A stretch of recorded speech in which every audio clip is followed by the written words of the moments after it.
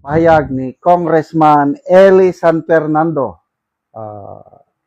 representative ng Kamanggagawa Party List.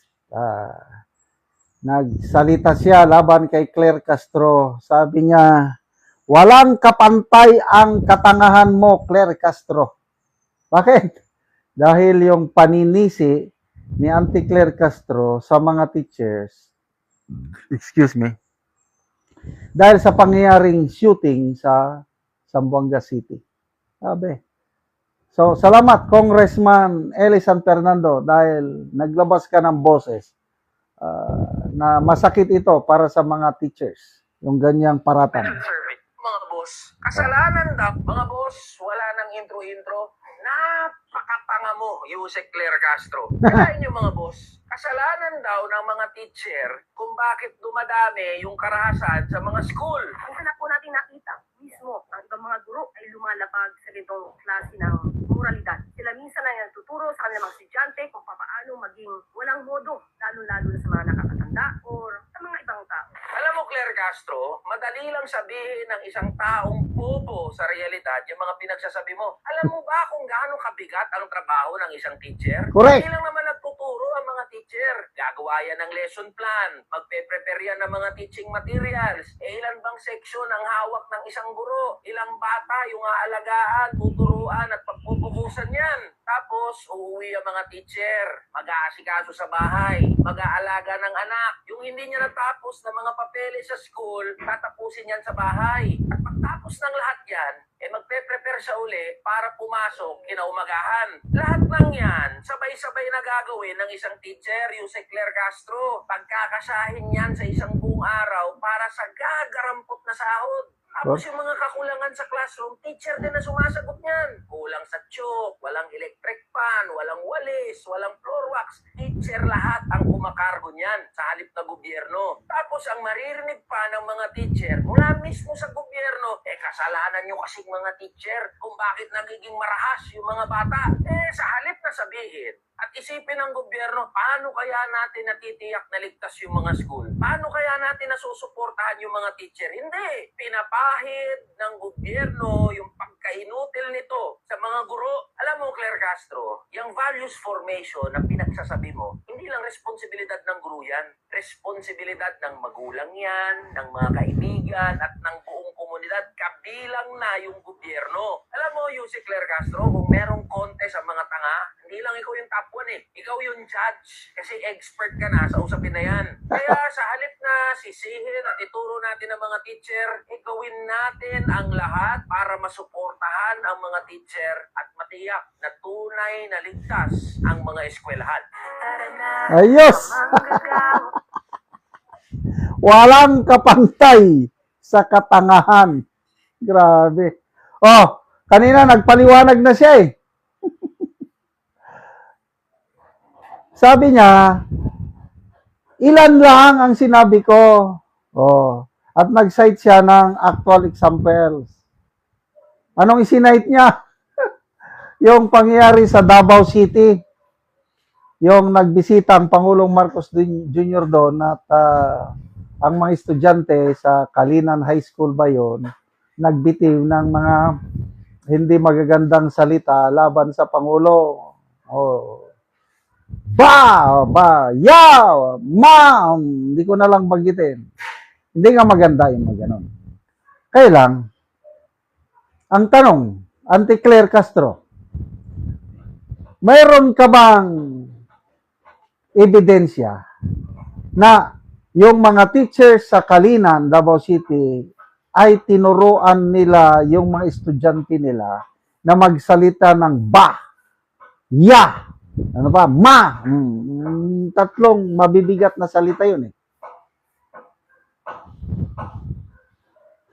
Inakusahan mo kaagad ang mga Davao City teachers na nagtuturo ng masama sa mga estudyante para batikusin ng Pangulo. Ganon ang dating. Again, sigurado yan, magre-react ang taga Davao teachers. Wala talaga itong, kaya nga tama yung tawag sa kanya ni, sino bang nagtawag? Senator Amy ba? O Daryl Yap? O ICC talaga siya ng Malacanang Oh, anong post ni Post ni Director Daryl Yap na umani ng ang daming reaksyon. Sabi ni Direct Daryl Yap, both my parents are retired teachers.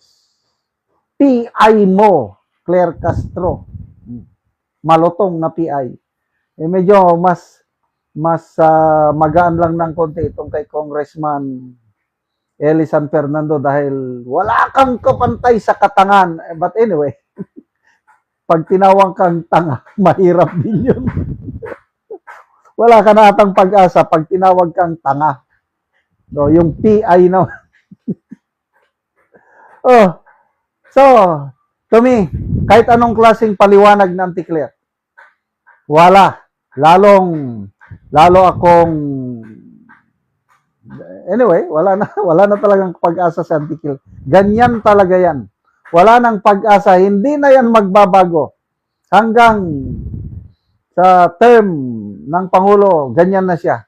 Kasi, dyan siya in-employ. Yung para maging attack dog siya laban sa mga Duterte. Kaya, yung paliwanag niya kapon, nung sinisisi na banggit niya yung mga teachers, ang tono ng kanyang salita is yung pagbabanta ni BP Sara, iko-connect na naman niya doon.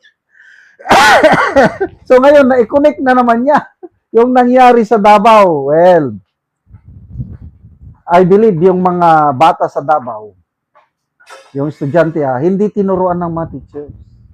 Alam din ng mga teachers na bawal yung ganyan. Kaya lang, yung mga bata, kasi ang mga bata, high school students, alam na nila ang nangyayari sa gobyerno. Apo ko nga, sabi niya. Lolo, what do you think of President Marcos Jr.? Sabi ng apo ko, is he a good or bad president? Binalik ko how about you? What can you see of him? Is he bad or good president? Sabi ng apo ko is, bad president.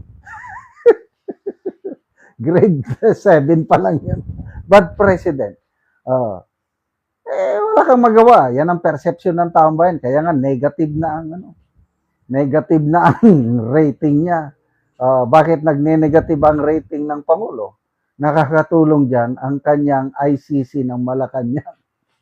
Na salita ng salita, wala namang saysay ang kanyang pagsasalita. Sayang lang ang ating sweldo sa kanya.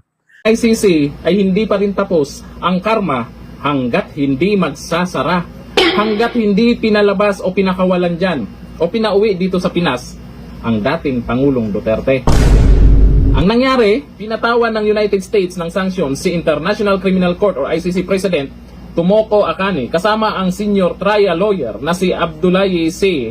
sa panibagong hakbang ng Washington laban sa korte sa dahig.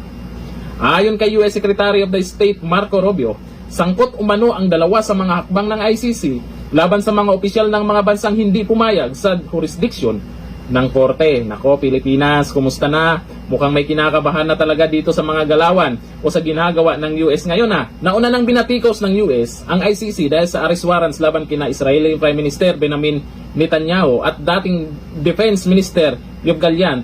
Gayon din sa dating investigasyon sa mga sundalong Amerikano sa Afghanistan. Sa ilalim ng sanctions, maaring ma-freeze gaba ang anumang US-based assets dina Akane at say at malimitahan ang kanilang access sa US financial system. Ano yan? Yung ICC President ay mukhang tinamaan na rin ng karma. Iba talaga ang balik pag si dating Pangulong Duterte yung ginigipit. Pansin nyo naman, dito pa lang sa Pinas, may tinamaan na rin ng gaba. Dahil sa mga banat nila, paninira, kung ano-ano yung ginagawa kay dating Pangulong Duterte, o sa vlogger, may nasampulan, tinamaan din ng karma.